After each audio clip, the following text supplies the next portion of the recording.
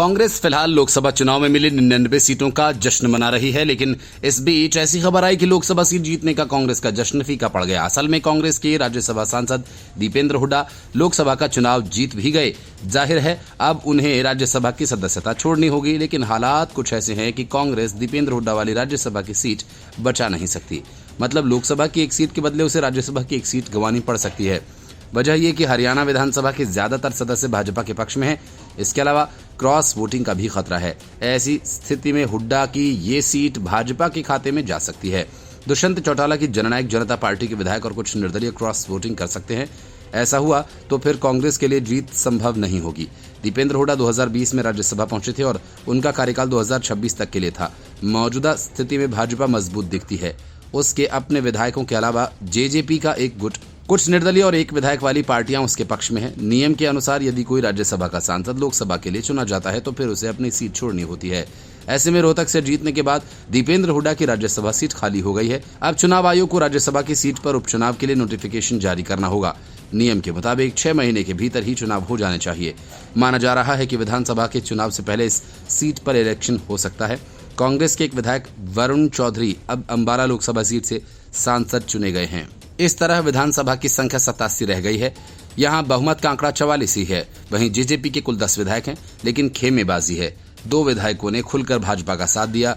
देवेंद्र सिंह बबली तो कांग्रेस का लोकसभा चुनाव में समर्थन कर चुके हैं। इसके अलावा एक अन्य विधायक रामकुमार गौतम जेजेपी लीडरशिप से नाराज हैं। कांग्रेस के 29 विधायक हैं और उसे 3 का समर्थन हासिल है। इस तरह से विपक्ष की संख्या में 32, भाजपा के 41 विधायक हैं। गोपाल कांडा, नैनपाल रावत उसे समर्थन दे रहे हैं। इनेलो के इकलौते विधायक अभय चौटाला और निर्दलीय बलराज कुंडू अब तक भाजपा के खिलाफ थे, लेकिन जेजेपी के कुछ और विधायक क्रॉस वोटिंग कर सकते हैं। राज्यसभा में विधायक किसी भी कैंडिडेट को वोट कर सकता है, उन पर कोई दल एक्शन नहीं ले सकता। ऐसे ही एक मामले में फैसला सुनाते हुए 22 अगस्त 2006 को सुप्रीम कोर्ट ने कहा था कि विधायक यदि राज्यसभा में दूसरे दल के नेता को वोट करता है तो उसकी मेंबरशिप खारिज नहीं हो सकती। Bureau report, news of India. Haryana से पानी दिलवा दो, हिमाचल से पानी दिलवा दो, यूपी से पानी दिलवा दो कहते हुए केजरीवाल की सरकार सुप्रीम कोर्ट गई और कहा कि हमारे पास पीने के लिए पानी नहीं है। और जिस तरह के दांवपेच दिल्ली सरकार ने कोर्ट में खेले, आखिरकार सुप्रीम कोर्ट ने केजरीवाल की सरकार को तगड़ा झटका दे दिया। सुप्रीम कोर्ट ने इस मामले में अपनी तरफ से आदेश से इनकार करते हुए फैसला अपर यमुना रिवर बोर्ड पर छोड़ दिया। कोर्ट ने कहा कि राज्यों के बीच बंटवारे का मुद्दा जटिल है और इस बीच हिमाचल प्रदेश के अतिरिक्त पानी भेजने के अपने पहले बयान से मुकर गया है और उसने कहा कि उसके पास अतिरिक्त पानी नहीं है। जस्टिस प्रशांत कुमार मिश्रा और प्रसन्ना बी वराले की बेंच ने कहा कि यमुना में पानी का बंटवारा राज्यों के बीच एक जटिल विषय है और कोर्ट के पास इसकी तकनीकी विशेषज्ञता नहीं। अदालत ने कहा कि यह मुद्दा यमुना रिवर बोर्ड पर छोड़ देना चाहिए। सुप्रीम कोर्ट ने यमुना रिवर बोर्ड को शुक्रवार को सभी पक्षों की बैठक बुलाने और जल्द से जल्द इस मुद्दे पर फैसला लेने को सर्वोच्च अदालत ने दिल्ली सरकार को निर्देश दिया कि ये मानवीय आधार पर विचार के लिए शाम 5 बजे तक बोर्ड के सामने आवेदन दे। इसके पहले जब कोर्ट ने दिल्ली सरकार से टैंकर्स माफिया और पानी की बर्बादी पर रिपोर्ट मांगी तो चालाकी दिखाते हुए आतिशी मार्लेना ने कहा कि टैंकर माफिया पर कार्रवाई तो हम कर ही नहीं सकते, वैसे भी वो तो काफ़ी कम पानी चुराते हैं। मतलब कि आतिशी मार्लेना के हिसाब से टैंकर्स माफियाओं को पानी चुराने की पूरी आज़ादी दे दी जानी चाहिए। दिल्ली के लिए अतिरिक्त 136 क्यूसेक पानी का वादा करने वाली हिमाचल सरकार भी अपने रुख से पलट गई है। सुप्रीम कोर्ट से हिमाचल प्रदेश ने अपना पुराना बयान वापस ले लिया और कहा कि उसके पास अतिरिक्त 136 क्यूसेक पानी नहीं है। इसके पहले आतिशी ने कहा कि टैंकर माफियाओं पर नकेल कसे जाने से ज्यादा फायदा नहीं होगा। दिल्ली के जल मंत्री ने कहा कि यदि टैंकर माफियाओं को पानी को रोक दिया गया तो दिल्ली में पानी की कमी पूरी नहीं हो पाएगी। उन्होंने कहा कि एक ही तरीके से पानी की कमी पूरी की जा सकती है और वो है पड़ोसी राज्यों से यमुना में ज़्यादा से ज़्यादा पानी की आपूर्ति। सुप्रीम कोर्ट में केजरीवाल सरकार ने कहा कि टैंकर माफिया हरियाणा से दिल्ली आते हैं, इसलिए दिल्ली सरकार उन पर कोई कार्रवाई नहीं कर सकती। दरअसल सुप्रीम कोर्ट ने दिल्ली सरकार को फटकार लगाई थी। शीर्ष अदालत ने पूछा था कि लोग परेशान हैं, ऐसे में टैंकर माफियाओं के खिलाफ आपने क्या कार्रवाई की। इस पर दिल्ली सरकार ने जवाब दाखिल किया। केजरीवाल सरकार ने अपने जवाब में कहा कि हम टैंकर माफियाओं पर कार्रवाई नहीं कर सकते क्योंकि टैंकर माफिया यमुना के दूसरी तरफ हरियाणा में ऑपरेट करते हैं, हरियाणा से दिल्ली में एंटर करते हैं। दिल्ली सरकार से कहा कि टैंकर माफिया यमुना नदी के हरियाणा की ओर से सक्रिय है। याचिकाकर्ता के पास इसके खिलाफ कार्रवाई करने का अधिकार क्षेत्र नहीं है। ये हरियाणा को बताना है कि वो दिल्ली को पानी की पूरी आपूर्ति को जारी करने के बिंदु और प्राप्ति के बिंदु के बीच संरक्षित करने के लिए क्या कदम उठा रहा है। Bureau report, news of India. Bengal में लोकसभा चुनाव में जीत के बाद एक बार फिर से टीएमसी में वर्चस्व की जंग तेज हो गई है। ममता बनर्जी और अभिषेक बनर्जी एक बार फिर आमने सामने आ गए हैं। अभिषेक बनर्जी पार्टी को अपने हिसाब से तो ममता अपने हिसाब से चलाना चाहती हैं। बूढ़े हो चुके नेताओं को रिटायरमेंट देना चाहते हैं, लेकिन ममता बनर्जी ऐसा करने की इजाजत अभिषेक बनर्जी को नहीं दे रही हैं। चुनाव के पहले भी टीएमसी में ये मामला गरमाया था, लेकिन चुनावों की वजह से इसे ठंडे बस्ते में डाल दिया गया। लेकिन चुनाव खत्म होने के तुरंत बाद अभिषेक बनर्जी ने एक्स पर एक पोस्ट कर टीएमसी में खलबली मचा दी। अभिषेक बनर्जी ने सोशल मीडिया एक्स पर एक लंबे पोस्ट में इस चुनाव में बड़ी जीत दिलाने के लिए जनता को धन्यवाद दिया, लेकिन उसी पोस्ट में उन्होंने लिखा वो थोड़े समय के लिए फिलहाल ब्रेक ले रहे हैं। उनके ब्रेक लेने की सूचना से राज्य की सियासत में तरह तरह की अटकलें लगाई जाने लगी हैं। सूत्रों के अनुसार बनर्जी नई सरकार के गठन के बाद पहले संसदीय सत्र और जुलाई में प्रस्तावित बजट सत्र में शामिल नहीं होंगे। एक्स पर अभिषेक बनर्जी ने लिखा कि पिछले साल इसी समय के आसपास मुझे नवजुवार यात्रा में भाग लेने का मौका मिला था। मैंने जमीनी स्तर पर लोगों के सामने आने वाली समस्याओं, चुनौतियों को समझने के लिए पूरे पश्चिम बंगाल की यात्रा की थी। बढ़ती कीमतों, मनरेगा बकाया भुगतान में रोक, कठिनाइयों को प्रत्यक्ष रूप से देखने में मैं बहुत प्रभावित हुआ और इसके जवाब में टीएमसी ने राज्यव्यापी विरोध प्रदर्शन आयोजित किए थे। लोगों के अधिकारों के लिए लड़ने के लिए ममता को दिल्ली तक ले जाया गया। शुक्र है कि फरवरी में इस पर ध्यान दिया गया था और परिवारों की मदद के लिए लक्ष्मी भंडार योजना के माध्यम से वित्तीय सहायता में वृद्धि की गई। उन्होंने विश्वास जताने के लिए जनता के प्रति आभार जताया और लिखा कि 2024 के लोकसभा चुनाव के नतीजे आम लोगों के गुस्से और हताशा को दर्शाते हैं।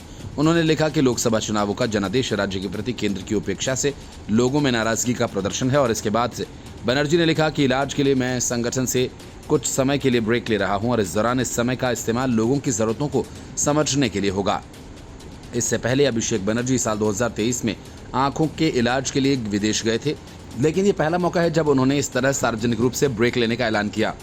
बंगाल के राजनीतिक हलकों और उनकी पार्टी में इस अचानक राजनीतिक घोषणा को लेकर चर्चा है।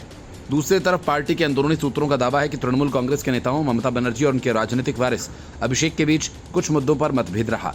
माना जा रहा है कि लोकसभा चुनाव के दौरान टिकट बंटवारे के दौरान ये विरोध तब दिखा जब अभिषेक बनर्जी के विरोध के बावजूद कुछ चेहरों की उम्मीदवारी बरकरार रही। अभिषेक वहां नए और युवा चेहरों को उतारना चाहते थे। Bureau report, news of India. लगता है कि झूठ बोलो और मौज करो अरविंद केजरीवाल की सरकार का ध्येय वाक्य बन गया है। हरियाणा पानी नहीं दे रहा है, इसलिए दिल्ली में जल संकट है। यही कहते हुए दिल्ली सरकार सुप्रीम कोर्ट गई और उसके दो मंत्री आतिशी मरलेना और सौरभ भारद्वाज ने प्रेस कॉन्फ्रेंस कर यही बात सबको बताई। लेकिन जब हरियाणा सरकार ने सारे आंकड़े कोर्ट के सामने रखे तो ये साफ हो गया कि हरियाणा ने पानी देने में कोई कोताही नहीं की। सारा मामला पानी की बर्बादी और टैंकर माफिया की तरफ से की जा रही चोरी का है। जब पानी की बर्बादी और टैंकर माफिया के मुद्दे पर सर्वोच्च न्यायालय ने जमकर फटकार लगाई, कोर्ट के तेवर देख केजरीवाल सरकार पर कोई फर्क नहीं पड़ा। आतिशी मरलेना ने तुरंत एक पत्र एलजी को लिखकर सारे मामले को निपटाने की जिम्मेदारी उन्हें सौंप दी और खुद आराम फरमाने लगी। आतिशी ने उपराज्यपाल वीके सक्सेना को लिखी चिट्ठी में कहा कि दिल्ली सरकार के अधिकारी और टैंकर माफिया की संभावित मिलीभगत की जांच जरूरी है। साथ ही उन्होंने पानी की चोरी रोकने के लिए दिल्ली के हिस्से वाली मुनक नहर में एसीपी स्तर के अधिकारी को तैनात करने की मांग भी की। आतिशी ने पत्र में लिखा कि दिल्ली सरकार के वरिष्ठ अधिकारियों की टैंकर माफिया के साथ संभावित मिलीभगत की जांच की जरूरत है। ऐसा लगता है कि पिछले एक साल में दिल्ली जल बोर्ड द्वारा तैनात टैंकरों में जानबूझकर और काफी कमी की गई है। जनवरी 2023 में दिल्ली जल बोर्ड ने 1179 टैंकर तैनात किए थे और जून 2023 में ये संख्या 1203 थी। हालांकि जनवरी 2024 में संख्या घटाकर 888 कर दी गई, वो भी मेरी मंजूरी के बिना, वास्तव में मुझसे कोई परामर्श किए बिना। आतिशी ने पत्र में ये मांग भी की कि दिल्ली में मुनक नहर पर गश्त करने के लिए एसीपी स्तर के पुलिस अधिकारी को तैनात किया जाना चाहिए ताकि वहां जल भरने की कोई अवैध गतिविधि न हो। आतिशी ने लिखा कि हाल ही में हुई बैठक में माननीय एलजी ने मुनक नहर की उपशाखाओं, डीएसबी और सीएलसी के दिल्ली खंड से पानी भरने वाले निजी टैंकरों की कुछ तस्वीरें दिखाई थी। अगले दिन बीजेपी ने भी एक प्रेस कॉन्फ्रेंस में वही तस्वीरें दिखाई। चूंकि दिल्ली इस भीषण गर्मी और जल संकट के समय पानी की कमी बर्दाश्त नहीं कर सकती, इसलिए मैं माननीय उपराज्यपाल से अनुरोध करना चाहूंगी कि मुनक नहर के दिल्ली वाले हिस्से में गश्त करने के लिए एक एसीपी स्तर के पुलिस अधिकारी को तैनात किया जाए। ताकि कोई भी निजी टैंकर अवैध रूप से वहां से पानी न भर सके। आतिशी ने लिखा कि मैंने बार बार पानी के टैंकर की कमी के बारे में शिकायत करते हुए इस मुद्दे को उठाया और जल बोर्ड के सीईओ से टैंकरों की संख्या बढ़ाने के लिए कहा, लेकिन उन्होंने ऐसा नहीं किया। 14 मार्च, 3 अप्रैल और फिर 12 अप्रैल 2024 को मैंने मुख्य सचिव को पानी के टैंकरों की संख्या को पिछले सालों में तैनात की गई संख्या तक बढ़ाने का निर्देश दिया, लेकिन उन्होंने ऐसा नहीं किया। दिल्ली जल बोर्ड द्वारा पानी के टैंकरों की संख्या में की गई इसी कमी के चलते ही निजी टैंकर माफियाओं के पनपने की संभावना है, जो अवैध रूप से पानी बेच रहे हैं। अगर प्रभारी मंत्री के निर्देश के बावजूद दिल्ली सरकार के वरिष्ठ अधिकारियों ने दिल्ली जल बोर्ड में तैनात किए गए पानी के टैंकरों की संख्या में वृद्धि नहीं की, तो ये उन टैंकर माफिया के बीच मिलीभगत को लेकर गंभीर प्रश्न खड़े करता है।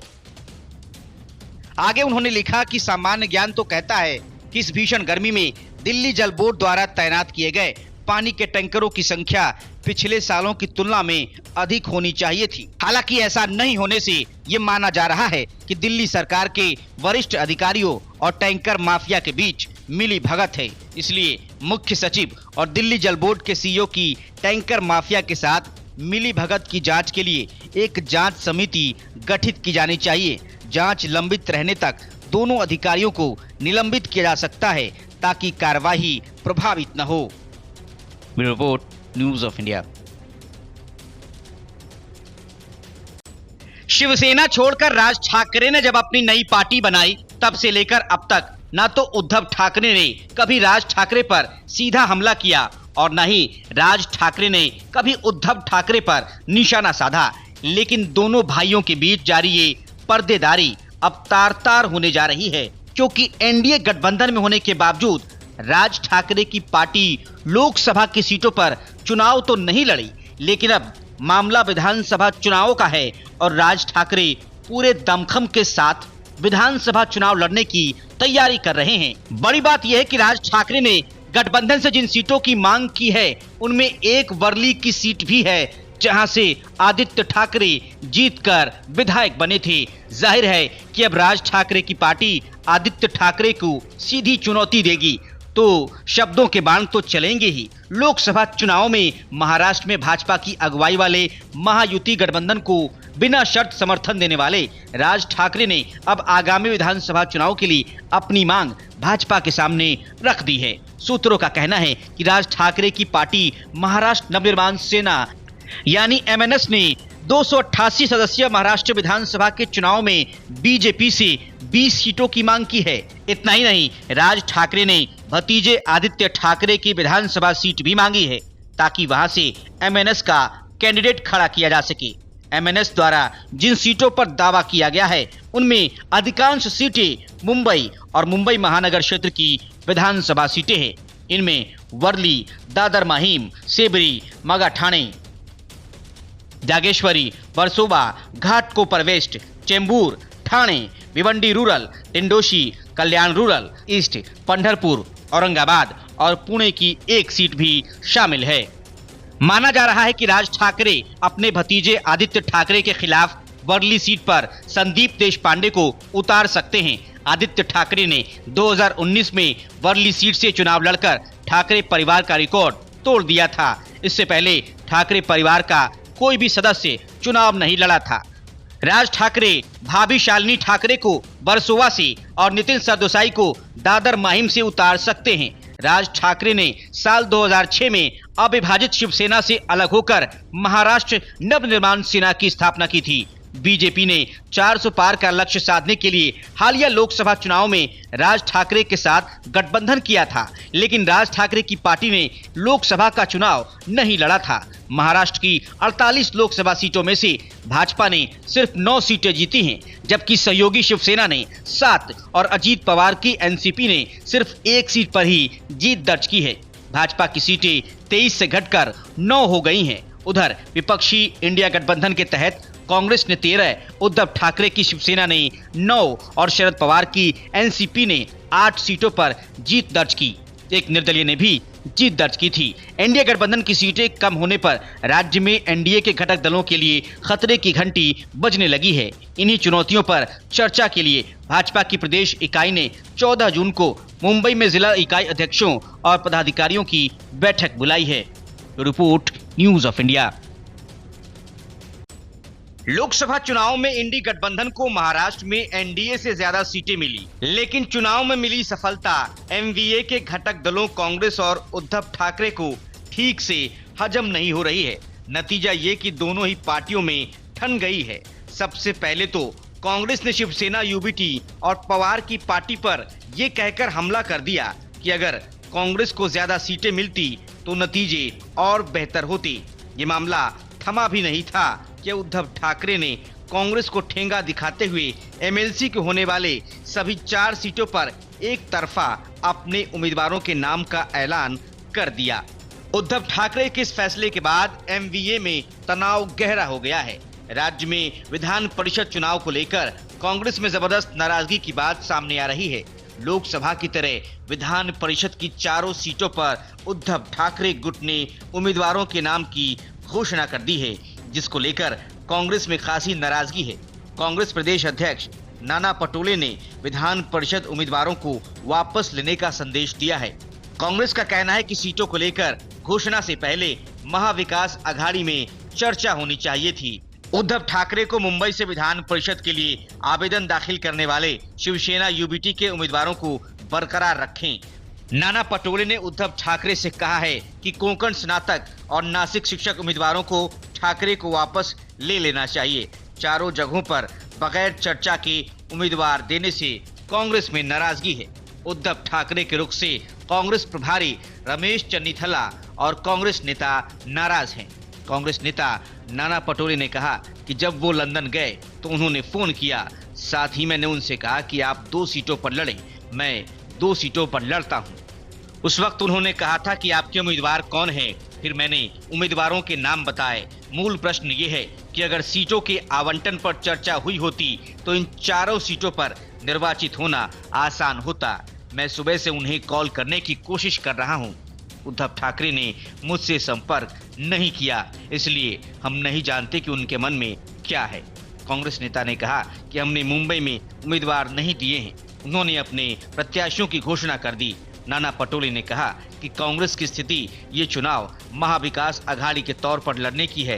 कांग्रेस कोंकण स्नातक और नासिक सीट पर जोर दे रही है, लेकिन लोकसभा सीटों के बंटवारे के तहत जिस तरह से उद्धव ठाकरे ने उम्मीदवारों की घोषणा की है, उससे कांग्रेस नेताओं में गहरी नाराजगी है।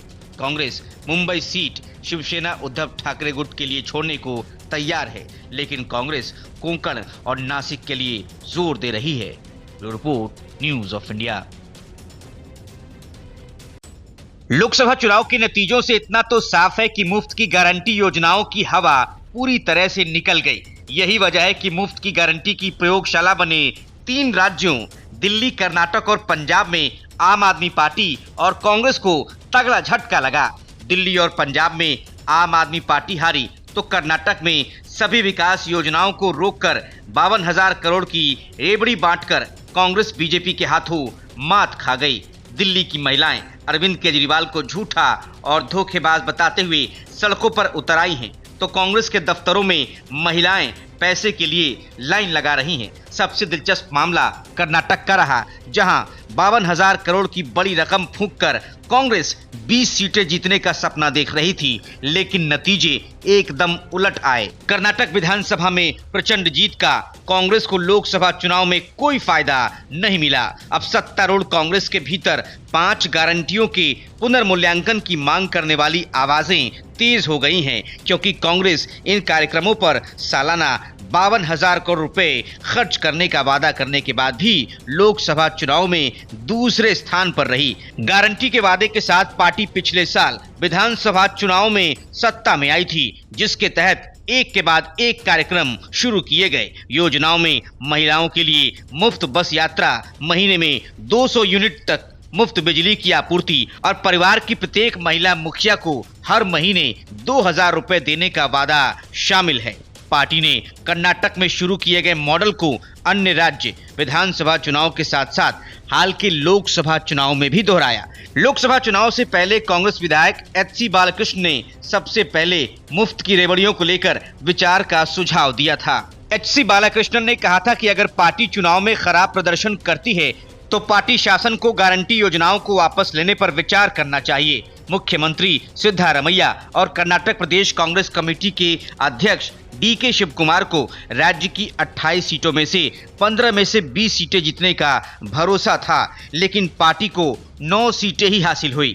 मुख्यमंत्री के गृह जिले मैसूर से कांग्रेस के टिकट पर एम लक्ष्मण चुनाव हार गए। उन्होंने भी योजनाओं की समीक्षा की मांग की है।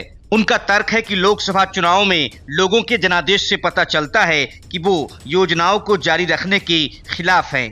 कांग्रेस के बागलकोट जिले के जे.टी. पाटिल ने भी समीक्षा की मांग की है। कांग्रेस विधायकों के एक वर्ग का मानना है कि गारंटी योजनाएं अन्य विकास कार्यक्रमों की कीमत पर आई हैं और इनसे वोट भी नहीं मिले हैं। कांग्रेस में मुफ्त की रेवड़ी को लेकर शुरू हुए इस खटपट का नतीजा आने वाले दिनों में दिखेगा, लेकिन इतना तो तय है कि मुफ्त की रेवड़ी बांटकर विकास के कामों को रोकना एक बेहद खराब प्रयोग है, जिसका खामियाजा आज दिल्ली की जनता भुगत रही है। इस भीषण गर्मी में पानी और बिजली दोनों की कमी दिल्ली में है और दिल्ली सरकार के पास कहने को सिर्फ मुफ्त बिजली और पानी की कहानी है, जिसे सुनकर दिल्ली की जनता भी अब पक चुकी है और वो भी विकास की राजनीति को पसंद करने लगी है।